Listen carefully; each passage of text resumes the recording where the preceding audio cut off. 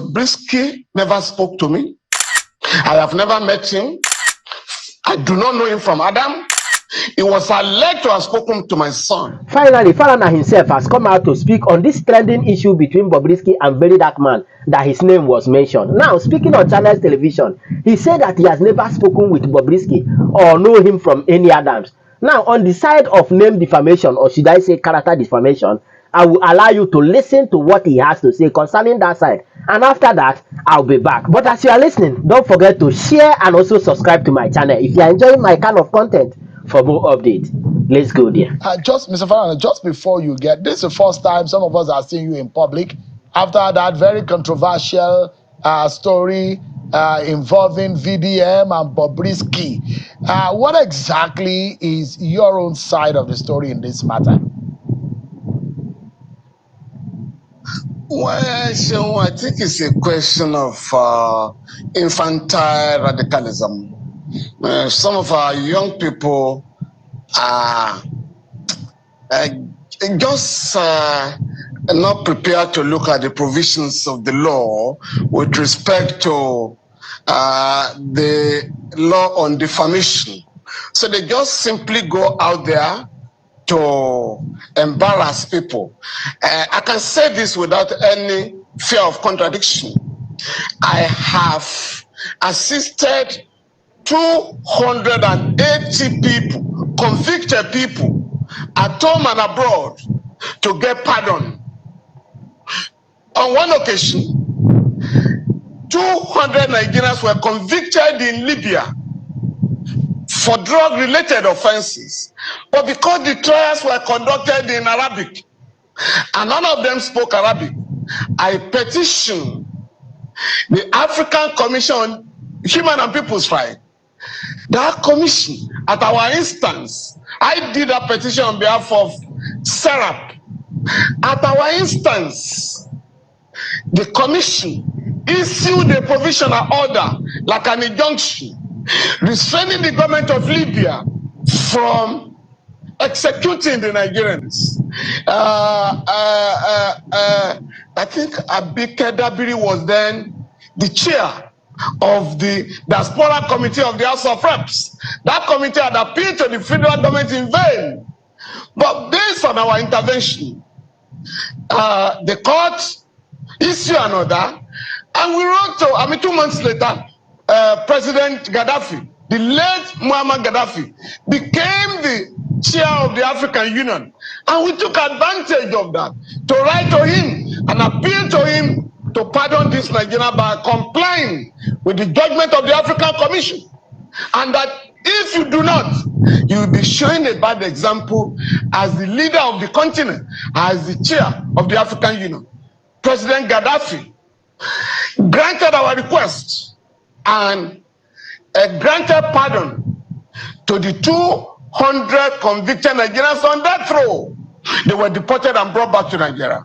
On another occasion, and this was 2015, we appealed to General Muhammadu Buhari, 70 soldiers and a general who was demoted to the rank of a colonel had fought the terrorists, but they didn't have adequate equipment. Mr. President, since you set up a presidential arms procurement panel, which had confirmed those who looted the huge sums, over $2 billion, earmarked for procurement of arms, please, can you grant pardon to these guys who were illegally convicted and sentenced? The 70 soldiers were sentenced to death. General Eniton Ransom Kuti was demoted to the rank of a colonel and also jailed for 6 months. We got the Army Council to quash his conviction for 6 months, and we now appeal to President Buhari to pardon him. Happily, his rank has since been restored. He has retired now as a brigadier general, while we are pursuing the demand for payment of the rights, the entitlement, outstanding salaries and allowances of the 70 soldiers. So I can go on and on. You recall in 1991, 12 young people under 17 were illegally sentenced to death, convicted of armed robbery, and sentenced to death in Lagos by an armed robbery tribunal. Again, we stopped there, we rushed to the court to stop their execution. And when a civilian government came on board in 1992, we appealed to the late Chief Michael Detodola as the governor of Lagos State to pardon these young people. They were pardoned. And so we already have a list of about 280 people. On no occasion, in none of these cases, has our law firm demanded for or received a dime, a kobo, from anybody who has been granted pardon. Mr. Falana, I was there for flabbergasted. Yeah. So that there are those who will say, did Bobrisky actually reached out to you? Did Bobrisky speak or directly or indirectly to you? If that is not if that is the case or not the case, what are you doing? You've written a letter seeking a retraction of it. But what are you doing to establish your innocence in what has been an allegation on this matter? No, Sheung. Bobrisky never spoke to me. I have never met him. I do not know him from Adam. He was alleged to have spoken to my son, Falana, Fars. Yes, my son said this guy was appealing to people for assistance and called my son, I think on May 4 thereabout this year, please, can you give me 3 million naira to be placed in a special part of the prison? We call it the VIP section. And my son asking, are you calling me under the authorization of the superintendent of prisons? He said, no, please, don't call me again.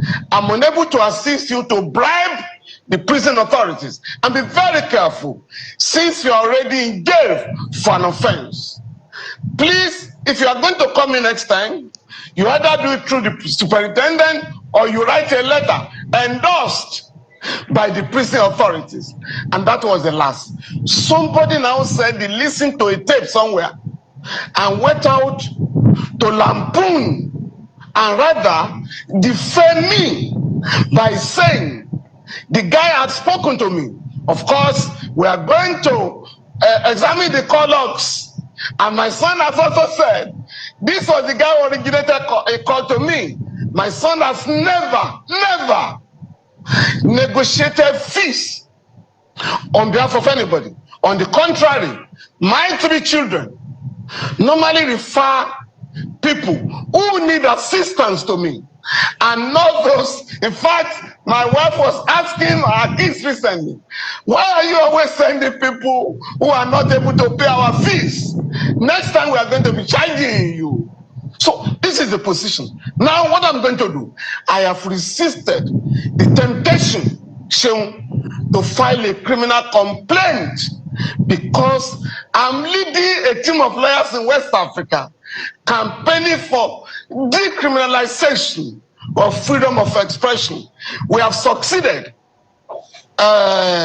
This campaign is being coordinated by the Media Foundation for West Africa, of which I'm a member of the board. We have succeeded in getting Liberia, Ghana, and Sierra Leone to decriminalize freedom of expression. We are still appealing to other countries in the region to ensure that we respect freedom of expression. But that is not a license for defaming people, for blackmailing people.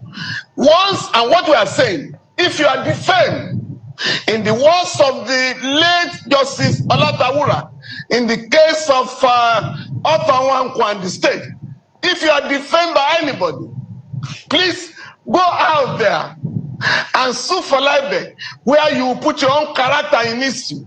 In this case, we are not going to file a criminal complaint. We will not be pushed to do that. I'm currently defending a couple of journalists who are standing trial either under the Cyber Crimes Act or under criminal libel.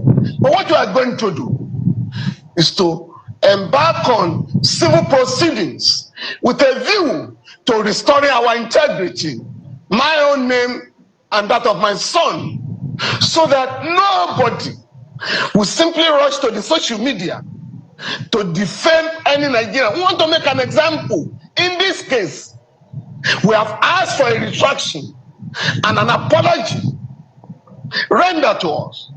And that is not too much.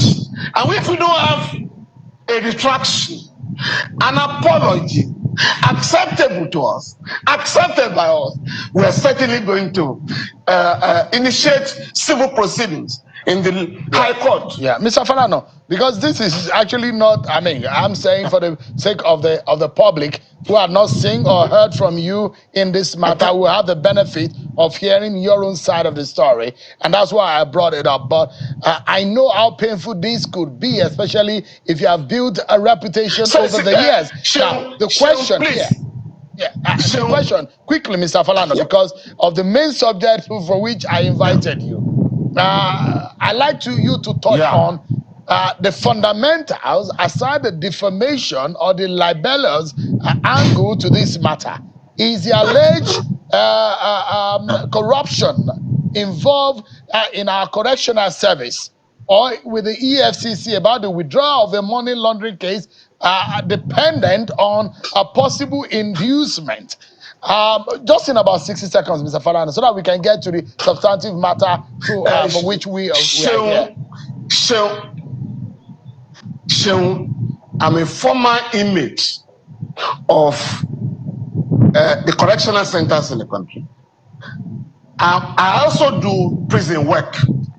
I've exposed the rot in the prisons more than any Nigerian. On one occasion, I did the report revealed that between 2005 and 2006, and I have a government report to this effect, that 197 people convicted of drug trafficking in the Federal High Court in Ikoyi,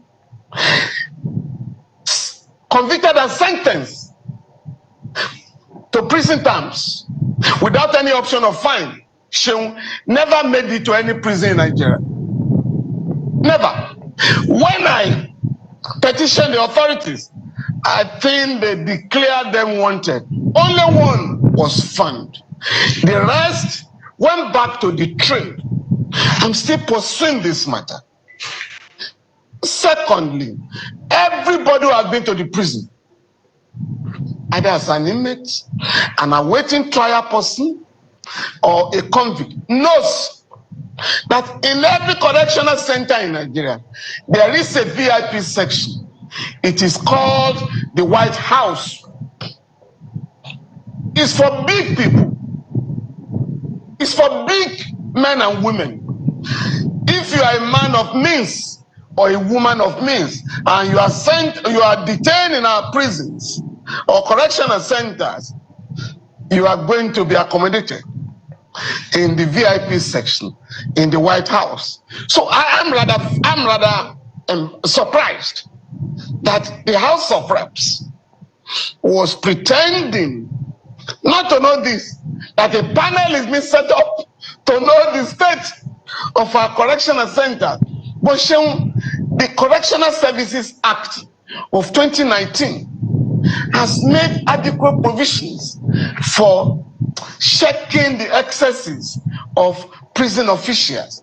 I've just done a letter to the Honorable Minister of Interior, who is doing a marvelous job in that Ministry of Interior. I wrote to him a couple of weeks ago, Honorable Minister, by virtue of Section 21 of the Correctional Services Act, there shall be prison visitors. Visitors to go to visit our correctional centers on a regular basis and write reports, recommend what the government should do to address problems in our correctional center. And the minister has called me to assure me that the appointments will be carried out as soon as possible. So for me, if we have prison visitors going to the correctional centers on a regular basis, independent people public officers, judges, members of the National Executive Body of the Nigerian Bar Association, as provided by the law. If they carry out their statutory duties, our country will not be exposed from time to time with respect to the management of correctional center. Nigeria has the lowest number of convicts in the world, having regards to our population, because the correctional center are now reserved for the wretched of the earth, the poor, the underprivileged, or the masses of our people. A big man or a big woman does not stay. I mean, it's difficult to ask a big man to go to the prison, even when they are charged. Even when a former governor, a former minister is charged with diverting billions of naira, you simply ask him to go to a correctional center for 2 days, awaiting the arguments on application for bail. So that's what is going on. It's only the poor that are railroaded to jail in Nigeria. Confirm. Now he has made it very clear that he has never spoken with Bobrisky or know him from any Adam. Now on the side of character defamation, he said they needed an apology. Though Very Dark Man has apologized during the National Assembly session, but according to what he said that they needed apology that is acceptable to them. Now, if after the whole thing and Very Dark Man is to apologize again, though the whole thing will be under investigation to make sure that everybody is saying the truth, both the voice note from whoever is coming from, both Bobrisky, both Falana himself. Now, let's say after the whole thing and Very Dark Man is to apologize again, and they are still confirmed that that voice note is coming from Bobrisky. Actually, what will Bobrisky do? Will he apologize or something more than that? In fact, share your thought with me on the comment section. And of course, you know the vibe. Click on that subscribe button, follow, and share for more updates. Because like this, we move.